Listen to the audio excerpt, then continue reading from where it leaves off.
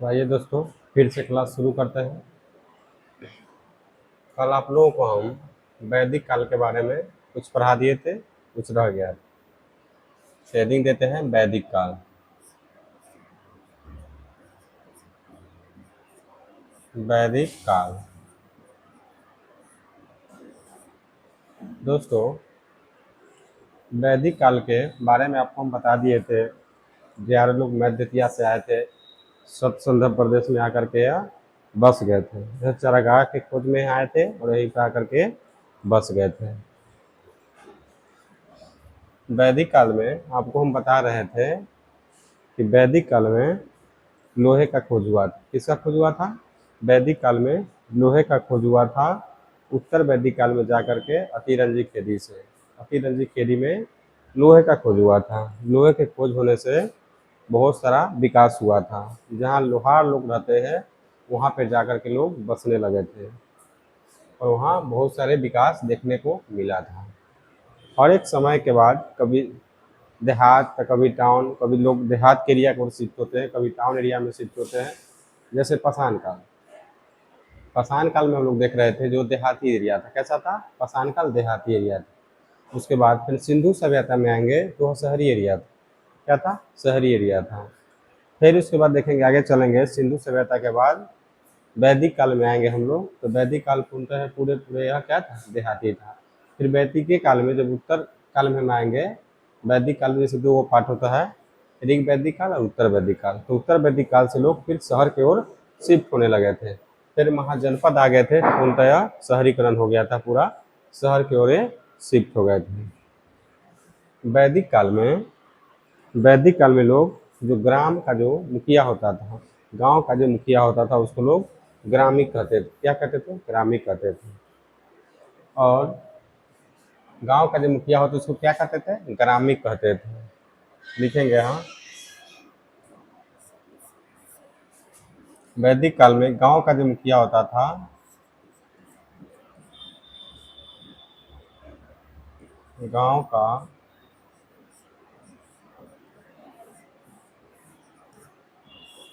गांव का मुखिया को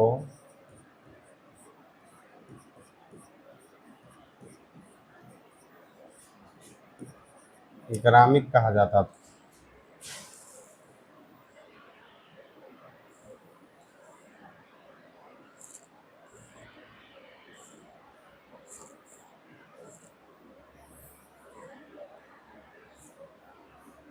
ग्रामिक कहा जाता था।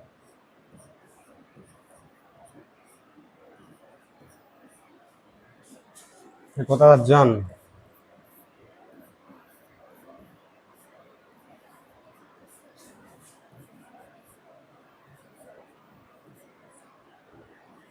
और जन का मुखिया होता था। तो जन के मुखिया को राजन कहा जाता था। राजन।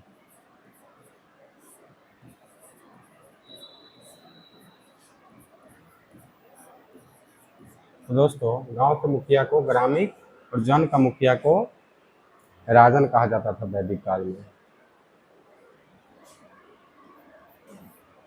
देखेंगे वैदिक काल में, वैदिक काल में गाय के लिए गविष्टि शब्द का प्रयोग होता था। गाय के लिए गविष्टि शब्द का प्रयोग होता था। उस समय किसी का गाय खो जाता था या भुला जाता था, तो राजा जो थे वो गाय का खोज करवाते थे। गाय के खोज करवाते थे, उस शब्द के लिए, गाय के लिए गविष्टि शब्द का प्रयोग किया गया था। इसका गविष्टि शब्द का उपयोग किया जाता था उस समय। तो लिखेंगे गाय के लिए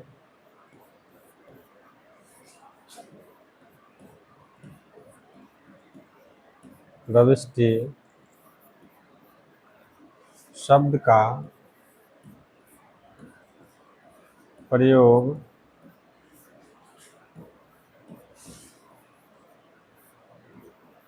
किया जाता था। वैदिक काल में गाय के लिए गविष्टि शब्द का प्रयोग किया जाता था। उस समय किसी का गाय कहीं खो जाता था तो राजा उसका क्या करते थे? खोज करवाते थे। उसके लिए गविष्टि शब्द का प्रयोग करते थे। वो किसका प्रयोग करते थे? गविष्टि शब्द का। लिखेंगे वैदिक काल में, वैदिक काल में वैदिक काल में गाय वैदिक काल में गाय वैदिक काल में गाय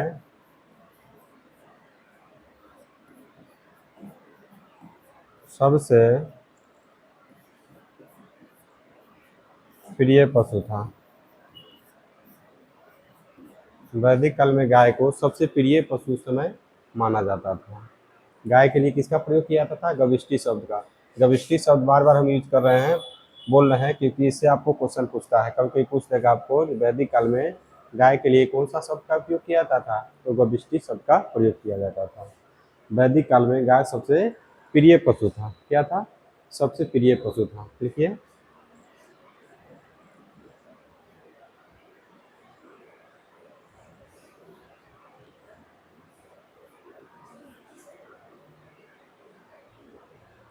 वैदिक काल में सबसे प्रिय पशु कौन सा पशु था? तो गाय था। गाय के लिए गविष्टि शब्द का प्रयोग किया जाता था। वैदिक काल में किसी के दरवाजा पर अगर जितना अधिक गाय है, वो समझिए उतना वो धनवान होता था। अभी के समय में देखा जाता है जिसके यहाँ जितना गाड़ी घोड़ा है उसको क्या बोलते हैं लोग? ये बहुत धनवान होगा। लेकिन उस समय वैदिक काल में जिसके यहाँ ज़्यादा गाय होता था उसको लोग बोलता था ये ज़्यादा धनवान है, ज़्यादा पैसे वाले लोग हैं उस समय। वैदिक काल में हम लोग देखेंगे, वैदिक काल में जैसे 0 से 5 वर्ष के जो अवस्था होता है उसको हम लोग बाल्यावस्था कहते हैं। वैदिक काल में 0 से 5 वर्ष की अवस्था को बाल्यावस्था कहा जाता था। इसी में लिखेंगे 0 से 5 वर्ष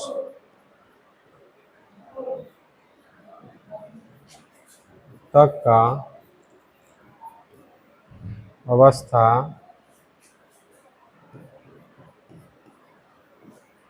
बाल्यावस्था कहा जाता है। अवस्था अवस्था कहा जाता था।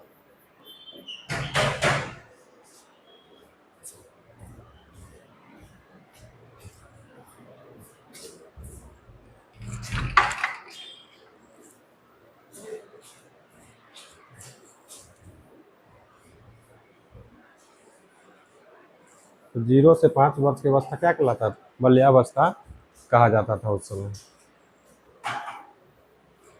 ठीक है, आगे देखते हैं, अगला पेज लेते हैं।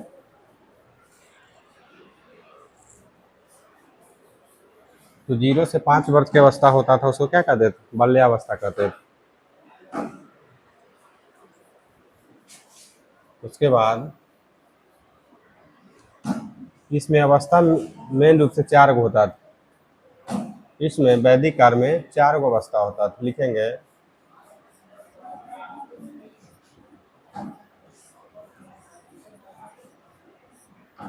वैदिक काल में मेनली 4 अवस्था होता था।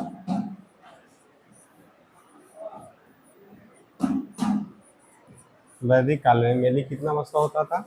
4 अवस्था होता था। ठीक है, जिसमें ये वो देखेंगे 5 से लेकर के 25 वर्ष। क्या लिखेंगे? 5 से लेकर 25 वर्ष के जो अवस्था होता था, 5 से लेकर 25 वर्ष के अवस्था को ब्रह्मचर्य अवस्था कहता था।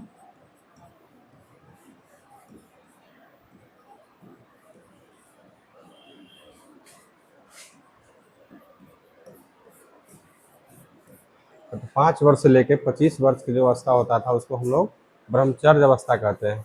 अब वैदिक काल में क्या कहा जाता है? उसको ब्रह्मचर्य अवस्था कहा जाता था। इसमें होता था जैसे विद्यार्थी है, पढ़ने लिखने वाले जितने विद्यार्थी हैं वो 5 साल से लेकर के वो 25 वर्ष तक क्या करता था? गुरु के समीप जाकर के वो शिक्षा ग्रहण करता था।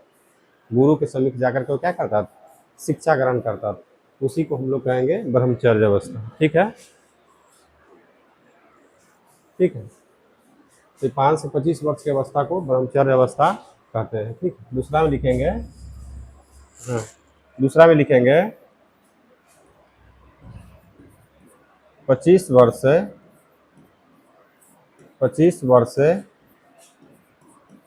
50 वर्ष, क्या लिखेंगे? 25 वर्ष से 50 वर्ष के अवस्था को गृहस्थ अवस्था करेंगे। गृहस्थ अवस्था कहा जाता था। तो ये गृहस्थ अवस्था में क्या होता था? 25 से 50 वर्ष की अवस्था जो गृहस्थ अवस्था होता था, इसमें होता था कि आप पढ़ाई लिखाई से अगर मुक्त हो गए हैं तो आप धन कमाइए, पैसा कमाइए, अपना परिवार को चलाइए, इसमें शादी विवाह करिए, शादी ब्याह करके पैसा कमाइए, अपना बाल बच्चा को देखिए, अपना परिवार चलाइए। ये गृहस्थ अवस्था में होता था कि आप जितना मेहनत करेंगे उतना आप उन्नति करेंगे। 25 से 50 वर्ष में आपको जो करना है कमा लीजिए, जितना विकास करना है इसमें आप कमा खटा के आप कर लीजिए। ठीक, इसी को बोला जाता था गृहस्थ अवस्था। कौन सा अवस्था? गृहस्थ अवस्था। तो आपसे कभी पूछेगा जो गृहस्थ अवस्था कहाँ से कहाँ तक माना जाता था वैदिक काल में? वैदिक काल में गृहस्थ अवस्था जो है 25 वर्ष से लेकर के 50 वर्ष की जो अवस्था होता था उसको हम लोग गृहस्थ अवस्था कहते हैं। ठीक है, फिर तीसरा में लिखेंगे 50 वर्ष से लेकर के 75 वर्ष की अवस्था। कौन सा? 50 से लेकर के 75 वर्ष के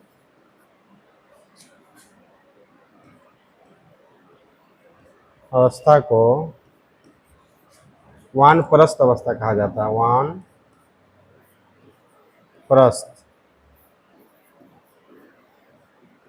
वानप्रस्थ अवस्था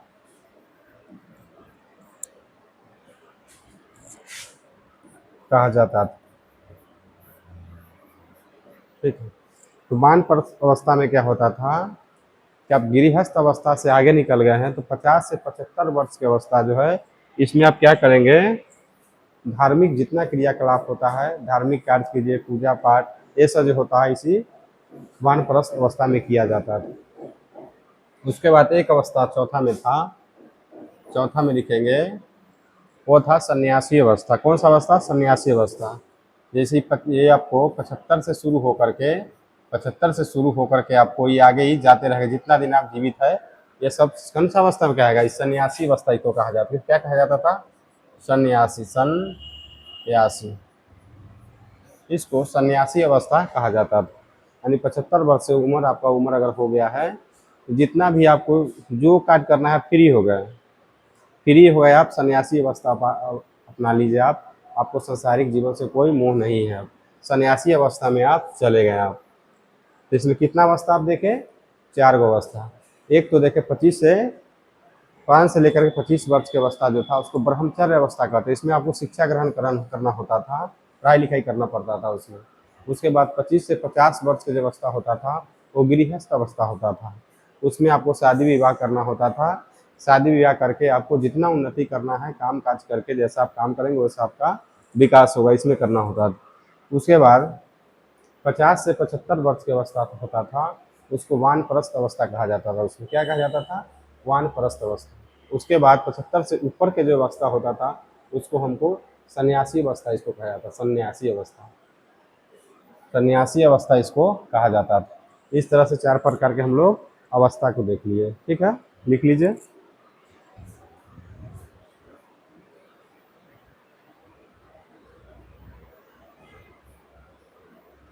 चलिए तो आगे अब चलते हैं, अगला पेज लेते हैं। वैदिक काल में जैसे कोई भी मेटर फंसता था, किसी तरह के आपस में भेदभाव या किसी तरह से एक दूसरे से मतलब संतुलित न रहने का मतलब, जैसे 10 आदमी समाज में रह रहे हैं, चाहे 1000 आदमी, चाहे 10,000 आदमी रह रहे हैं किसी समाज में, उसमें किसी से मेल मिलाप नहीं है, झगड़ा झंझट किसी कारण हो जा रहा है, वार्तालाप एक दूसरे के बीच अच्छा नहीं है, तो उसके लिए सभाएं लगता था। क्या लगता था? उसके लिए 3 प्रकार के सभाएं लगता था। एगो सभा, समिति और एगो विदध होता था। एक सभा लगता था, एक समिति और विदध लगता था। क्या होता था? सभा, समिति और विदध लगता था। देखिए क्या होता था? एक होता था सभा, इसमें सभा लगता था। उसके बाद दूसरा होता था इसमें समिति, समिति। और तीसरा इसका होता था विदद।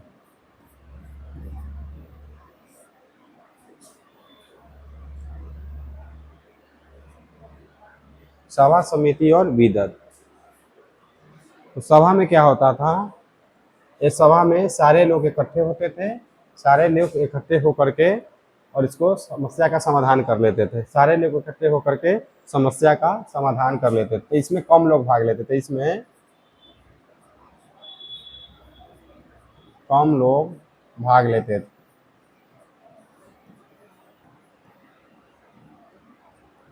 ठीक है। मानिए सभा से उस फैसला का निदान नहीं हो पाया, सभा से अगर निदान नहीं हो पाया तो उसके बाद फिर समिति होता था। तो फिर आप समिति में जाता था लोग। तो समिति में इससे ज़्यादा लोग भाग लेते, क्या होते थे, इससे ज़्यादा लोग इसमें भाग लेते थे, ज़्यादा लोग भाग लेते थे।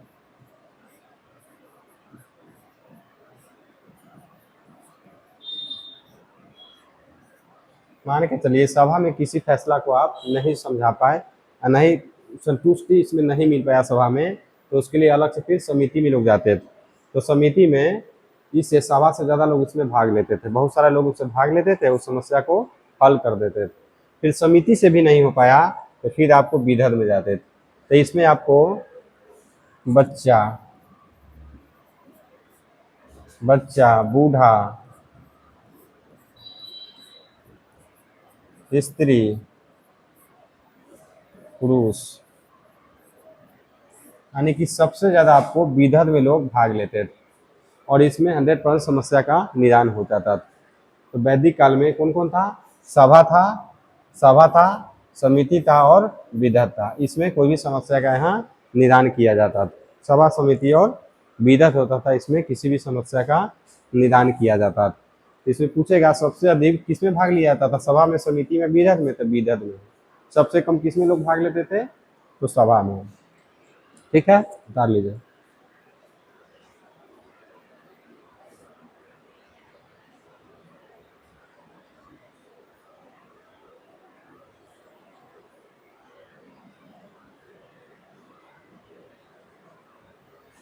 वैदिक काल में कुछ प्रमुख नदियाँ भी थी। वैदिक काल में कुछ प्रमुख नदियाँ थी जिसको अलग अलग नाम से जाना जाता था। लिखेंगे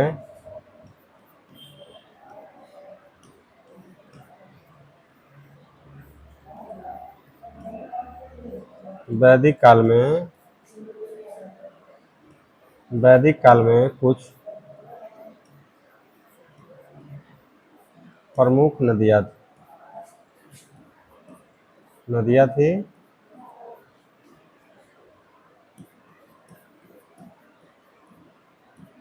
जिसको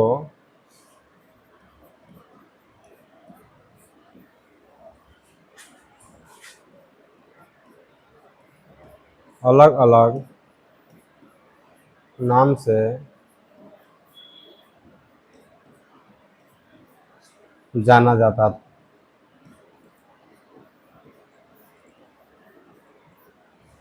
जैसे हम लोग सब संध्य प्रदेश में हम लोग देखे थे, हरियाणा के क्षेत्र में कि 7 गो नदियाँ था, इसलिए हरियाणा को सप्त संध्य प्रदेश कहा जाता है, 7 नदियाँ होने के कारण। तो यहाँ भी वैसा ही 7 गो नदियाँ हैं जो अलग अलग नाम से जाना जाता है। जैसे यहाँ लिखेंगे, अगला पेज लेते हैं। जैसे वहाँ हम लोग देखे थे,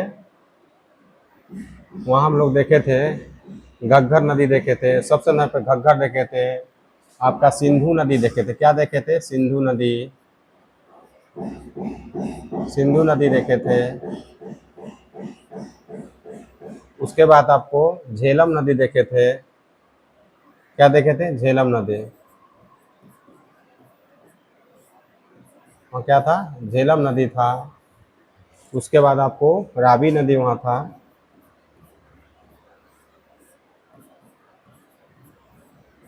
उसके बाद आपको चिनाब नदी था वहाँ।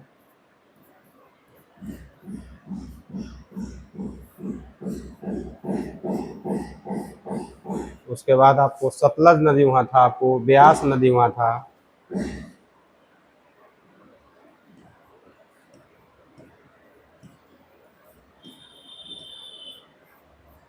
उसके बाद वहाँ ब्यास नदी था, है ना वहाँ। उसके बाद घग्गर नदी था। इसके बाद यहाँ देखेंगे, उसके बाद यहाँ देखेंगे तो यहाँ गंडक नदी था। कौन सा था? गंडक। ठीक है। तो 2 4 6 7 गो नदी यहाँ भी है। वैदिक काल में ही प्रमुख नदियाँ थी, सबको अलग अलग नाम से जाना जाता था। ठीक है। जैसे यहाँ देखेंगे,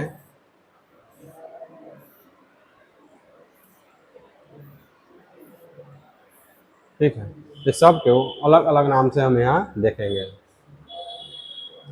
जैसे देखिए सिंधु नदी, तो सिंधु नदी को सिंधुए नदी के नाम से जाना था। सिंधु को सिंधे नदी के नाम से जाना जाता था। और विदस्ता को झेलम नदी के नाम से जाना था। विदस्ता लिखेंगे यहाँ, विदस्ता। विदस्ता को यहाँ झेलम नदी के नाम से जाना जाता है। ठीक है। उसके बाद यहाँ देखेंगे पुरुषनी नदी।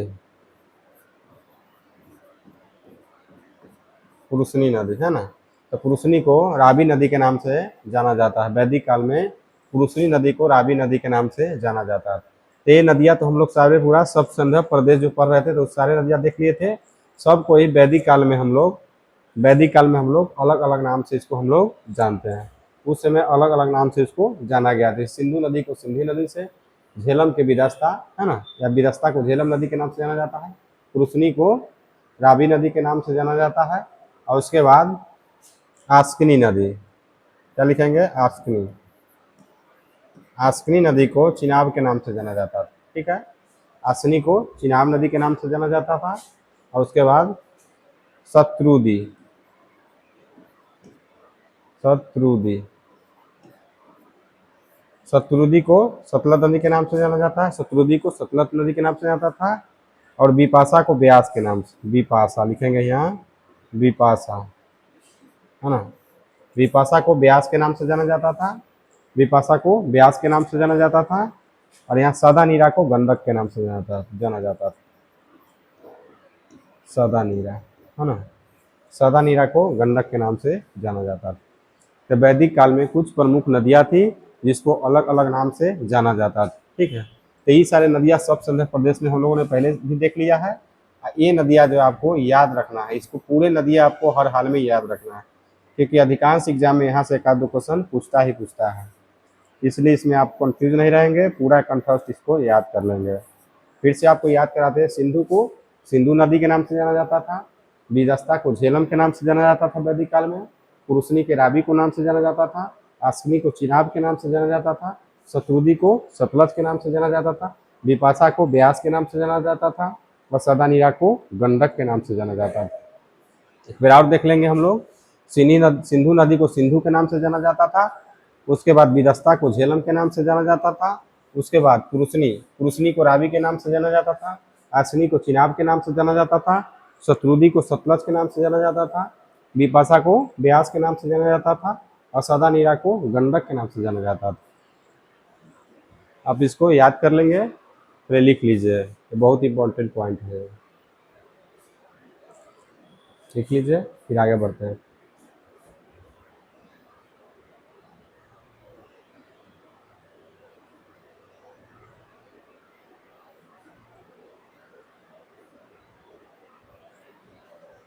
चलिए आगे बढ़ते हैं। वैदिक काल में, वैदिक काल में उस समय जैसे राजा महाराजा होते थे तो राजा बनने से पहले अपना राज्याभिषेक करवाते थे। क्या करवाते थे? वैदिक काल में राज्याभिषेक करवाते थे। तो राज्याभिषेक में क्या होता था? उसमें यज्ञ होता था। राज्याभिषेक में यज्ञ करवाते थे और तब जाके वह राज ग्रहण करते थे, राज्याभिषेक करवाते थे। उसके लिए यज्ञ होता था। क्या होता था? राजसु यज्ञ होता था। राज्याभिषेक के लिए राजसु यज्ञ होता था। वैदिक काल में लिखेंगे, आगे पॉइंट देकर के लिखेंगे इसमें।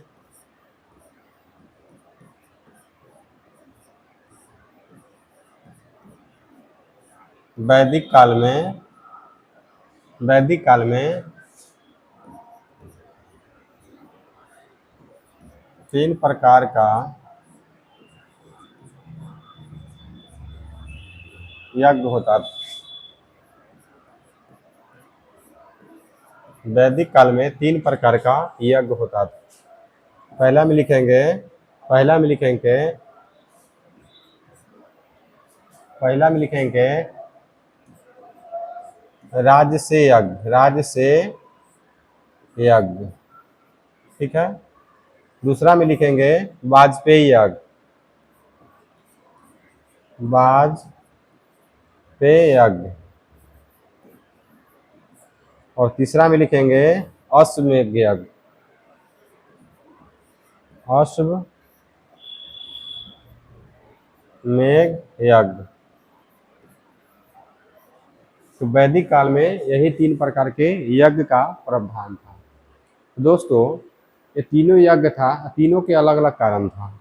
जैसे राजस्य यज्ञ जो होता था, राजस्य यज्ञ जो होता था, राजा का राज्याभिषेक के समय राजस्य यज्ञ होता था। इसमें अलग लिख लेंगे, हाँ, इसमें लिख लेंगे राज्य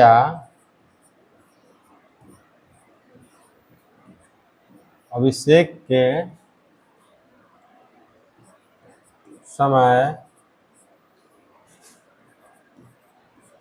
यह यज्ञ कराया जाता था, ठीक है। लिख लेंगे राज्याभिषेक के समय यज्ञ कराया जाता था। कौन सा यज्ञ? राजस्य यज्ञ, राज्याभिषेक के समय। उसके बाद वाजपेयी यज्ञ में देखेंगे, वाजपेयी यज्ञ जो था यह एक प्रकार का शक्ति प्रदर्शन होता था। राजा जब राज्याभिषेक करवा लेते थे राजस्य यज्ञ करा करके, उसके बाद वह शक्ति प्रदर्शन कराते थे, तो दिखाते थे कि भाई हम बलशाली है। उसके लिए यह यज्ञ शक्ति प्रदर्शन कराते थे। वाजपेयी यज्ञ में रथ का रेस लगवाते थे। क्या कराते थे? रथ का रेस लगता। इसमें लिख लेंगे एक प्रकार का यह शक्ति प्रदर्शन था। वाजपेयी यज्ञ में लिखेंगे एक प्रकार का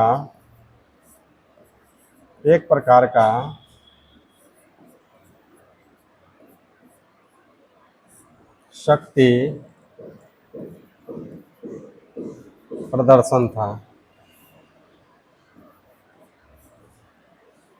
यह एक प्रकार के क्या था? शक्ति प्रदर्शन था। आगे लिखेंगे, इसी में लिखेंगे इसमें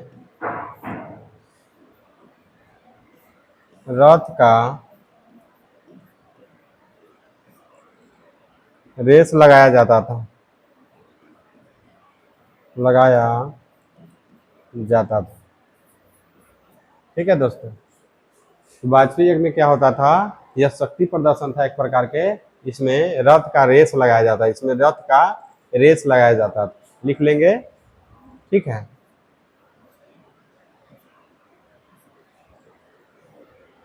और इसमें लिखेंगे अश्वमेध यज्ञ में, इसमें लिखेंगे ये भी देखिए अश्वमेध यज्ञ भी था उस समय का एक प्रकार का, ये भी एक शक्तिय प्रदर्शन था। क्योंकि अश्वमेध यज्ञ में क्या कराया जाता था? जैसे राजा जब राज्याभिषेक करवा लेते थे, उसके बाद वाजपेयी यज्ञ के बाद ये अश्वमेध यज्ञ करवाते थे। क्यों करवाते थे? जिस एरिया में इनको युद्ध करना होता था उस एरिया में अश्वमेध यज्ञ करा करके घोड़ा छोड़ देते थे। और जो घोड़ा को पकड़ता था या रोकता था उसके साथ राजा उसे युद्ध करता था। उसी को हम लोग अश्वमेध यज्ञ कहते हैं। इसे अश्वमेध यज्ञ में क्या होता था? शक्ति का ही प्रदर्शन उसमें होता था। अगर सपोज दैट मानिए कोई राजा है, उसको किसी एरिया पर आक्रमण करना है, उस क्षेत्र को जीतना है, तो क्या करता था? उस समय घोड़ा को यज्ञ कराकर अश्वमेध यज्ञ करा करके छोड़ देता था। और जहाँ तक वो घोड़ा जाता था उसका क्षेत्र वहाँ तक उसका हो गया। जिस एरिया में जहाँ भी उसका कोई पकड़ लिया, कोई दूसरे राजा या किसी ने पकड़ लिया, तो उसके साथ उसको युद्ध करना पड़ता था। युद्ध में अगर राजा जीत गया तो उस एरिया उसका हो जाता था। जैसे जैसे राम जी भी अश्वमेध यज्ञ कराए थे। अश्वमेध यज्ञ करा करके क्या किए थे? उन्होंने घोड़ा छोड़ दिया था। तो संयोग से दुर्भाग्य की बात है, जो अश्वमेध यज्ञ का जो छोड़ा हुआ घोड़ा उनका बेटा लव कुश पकड़ लेता है, तो उनके साथ उनको क्या करना पड़ता है? उनका सैनिक जाता है, उससे युद्ध करता है। इसी प्रकार अश्वमेध यज्ञ में क्या होता था? शक्ति प्रदर्शन होता था। इसमें लिख लेंगे एक लाइन, इसी का है, ठीक है। लिखेंगे लिखेंगे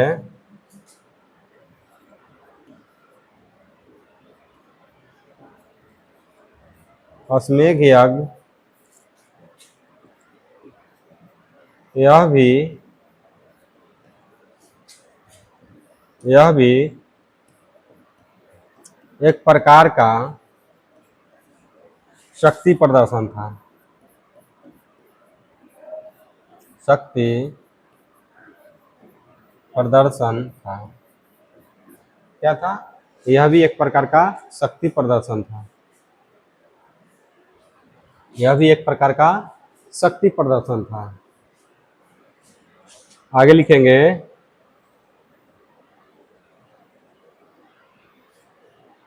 आगे लिखेंगे इसमें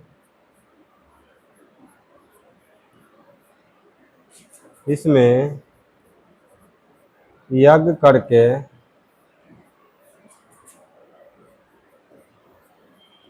घोड़ा छोड़ा जाता था।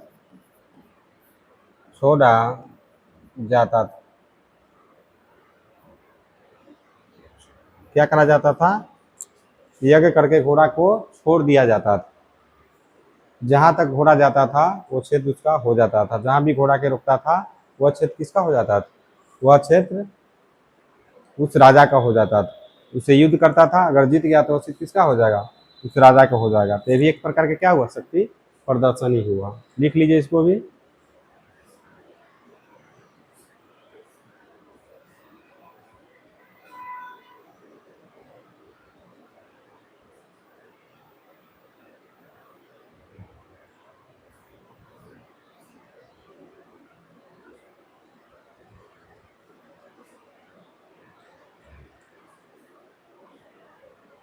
उतार लीजिए हाले से।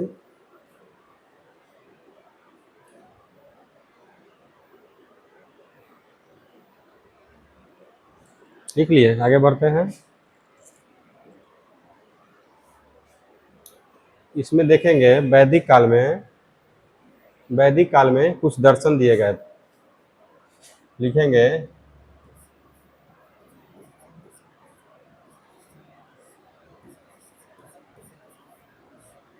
वैदिक काल में कुछ दर्शन दिए गए थे। कुछ दर्शन दिए गए थे। ठीक है, तो वैदिक काल में कुछ दर्शन दिए गए थे। कितना दर्शन? षष्ठ दर्शन। आगे लिखेंगे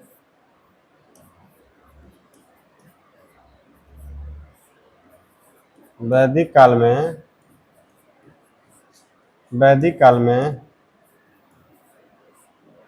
षष्ठ दर्शन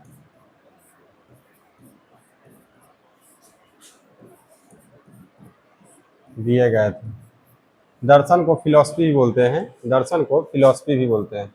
ठीक है, तो वैदिक काल में षष्ठ दर्शन दिए गए थे। तो षष्ठ दर्शन कौन कौन था? वैदिक काल में षष्ठ दर्शन दिए गए थे। तो षष्ठ दर्शन में देखेंगे, जैसे सांख्य दर्शन हो गया। कौन सा? सांख्य दर्शन हो गया। उसके बाद न्याय दर्शन हो गया, योग दर्शन हो गया, वैशेषिक हो गया, उत्तर मीमांसा हो गया, या पूर्व मीमांसा हो गया। ये सब दर्शन, इसी को हम लोग षष्ठ दर्शन बोलते हैं। तो षष्ठ दर्शन इसमें दिए गए थे। तो षष्ठ दर्शन में लिखेंगे सांख्य दर्शन। पहले लिखेंगे सांख्य दर्शन। सांख्य दर्शन। ठीक है, उसके बाद लिखेंगे सांख्य दर्शन के बाद न्याय दर्शन। न्याय दर्शन। उसके बाद लिखेंगे योग दर्शन। क्या है?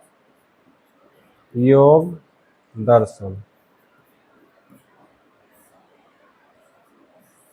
उसके बाद लिखेंगे वैशेषिक। वैशेषिक। उसके बाद लिखेंगे उत्तर मीमांसा। उत्तर मीमांसा। उसके बाद लिखेंगे पूर्व मीमांसा। पूर्व मीमांसा। तो यही षष्ठ दर्शन वैदिक काल में दिए गए थे। कौन कौन था वैदिक काल में? षष्ठ दर्शन जो दिए गए थे कौन कौन था? एक सांख्य दर्शन था, एक न्याय दर्शन था, योग दर्शन था, वैशेषिक था, उत्तर मीमांसा था और एक पूर्व मीमांसा था। याद कर लीजिए इसको। सांख्य दर्शन, न्याय दर्शन, योग दर्शन, वैशेषिक, उत्तर मीमांसा और पूर्व मीमांसा, यही सब दिए गए थे, यही षष्ठ दर्शन दिए गए थे। जैसे सांख्य दर्शन, तो सांख्य दर्शन, ये सांख्य दर्शन कौन दिया ये भी देख लीजिए। तो सांख्य दर्शन कपिल मुनि का। कौन है? कपिल मुनि दिया था। कपिल मुनि दिया था। कपिल मुनि, है ना। सांख्य दर्शन किसका है? तो कपिल मुनि का है। और इसी सांख्य दर्शन में गौतम बुद्ध जो थे अधिकांश दर्शन देते थे। इसी सांख्य दर्शन में गौतम बुद्ध जो थे अधिकांश दर्शन दिए हैं। कौन सा दर्शन में? सांख्य दर्शन में ही अधिकांश। ठीक है, सांख्य दर्शन में अधिकांश जो देखिए गौतम बुद्ध का जो दर्शन है वो सांख्य दर्शन में है। तो आपसे क्वेश्चन पूछेगा जो गौतम बुद्ध का अधिकांश दर्शन कौन सा दर्शन में है? तो सांख्य दर्शन में। ठीक, सांख्य दर्शन में अधिकांश वो दर्शन दिए। तो अधिकांश दर्शन कहाँ से लिए थे गौतम बुद्ध? सांख्य दर्शन से। याद रखिएगा, बार बार बोल रहे हैं जो आपकी आपको याद हो जाए। उसके बाद न्याय दर्शन। कौन है? न्याय दर्शन। इसका किसका है? गौतम का है। गौतम लिखेंगे, गौतम। न्याय दर्शन गौतम ऋषि का। उसके बाद योग दर्शन देखेंगे तो पतंजलि। योग दर्शन पतंजलि का है। उसके बाद वैशेषिक देखेंगे, वैशेषिक है कनाद का। वैशेषिक है कनाद का। उसके बाद देखेंगे उत्तर मीमांसा, वादरायण का है। उसके बाद देखेंगे पूर्व मीमांसा, देखेंगे जैमिनी का। तो इस तरह से आपको षष्ठ दर्शन दिए गए थे वैदिक काल में। वैदिक काल में आपको हम षष्ठ दर्शन पूरा पढ़ा दिए हैं। जैसे सांख्य दर्शन हो गया, न्याय दर्शन हो गया, योग दर्शन हो गया, वैशेषिक है, उत्तर मीमांसा है, पूर्व मीमांसा है। ये आपका वीवीआई पॉइंट है, ये आप याद कर लेंगे। ठीक है, तो आज के लिए इतना ही, फिर कल मिलते हैं।